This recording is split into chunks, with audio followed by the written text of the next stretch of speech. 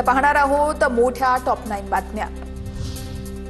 नाशिकच्या तपोवन परिसरातील प्रस्तावित MIC सेंटरची निविदा अखेर रद्द। पर्यावरण प्रेमींच्या मागणीनंतर निर्णय। मंत्री गिरीश महाजन यांच्या आदेशानंतर प्रशासनाकडून निविदा रद्द। पर्यावरण प्रेमींकडून गिरीश महाजन तसेच प्रशासनाच्या निर्णयाचं स्वागत। राज्याचे क्रीडा मंत्री माणिकराव कोकाटे यांना 2 वर्ष आणि 50,000 रुपयांच्या दंडाची शिक्षा कायम। शासकीय कोट्यातील 10% सदनिका गैरव्यवहार प्रकरणी कोकाटेंना शिक्षा। मंत्री माणिकराव कोकाटेंची तातडीने पदावरून हकालपट्टी करावी। रोहित पवारांचं ट्विट। सावकाराने कर्ज फेडण्यासाठी शेतकऱ्याला किडनी विकायला लावली। चंद्रपूर जिल्ह्यातला नागभीडमधल्या मिंथूर गावातला धक्कादायक प्रकार। कंबोडियामध्ये शस्त्रक्रिया करून शेतकऱ्याची किडनी काढल्याचंही समोर। सरकारच्या धोरणामुळे शेतकरी कर्जबाजारी होतोय। कर्जमाफीमध्ये सावकाराकडून घेतलेल्या कर्जाचा देखील समावेश व्हावा।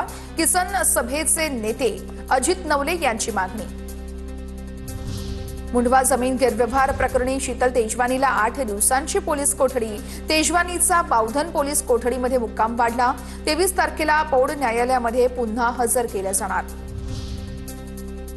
मुंबई आणि नवी मुंबईतील 36 प्रदूषित ठिकाणाचा पाहणी अहवाल सादर। विमानतळ परिसरातील वायू प्रदूषणासंदर्भात हायकोर्टाची विचारणा।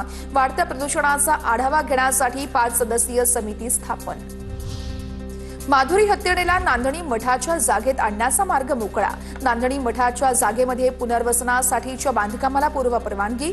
पुनर्वसन केंद्राचे 7 टप्प्यात काम केले जाणार, तर 12 कोटींचा खर्च अपेक्षित। 1 जानेवारी ते 3 जानेवारी पर्यंत 3 दिवस तुळजाभवानीची सिंहासन पूजा बंद राहणार। तुळजाभवानी मंदिर संस्थानची माहिती। 3ही दिवशी तुळजाभवानीच्या पुजारी मंडळासाठी सिंहासन पूजा आरक्षित। शिर्डीतील साईबाबांच्या चरणी भाविकांकडून सोन्याची गणेश मूर्ती भेट। गणेश मूर्तीची किंमत 12,40,000 रुपये असण्याचीही दाट शक्यता।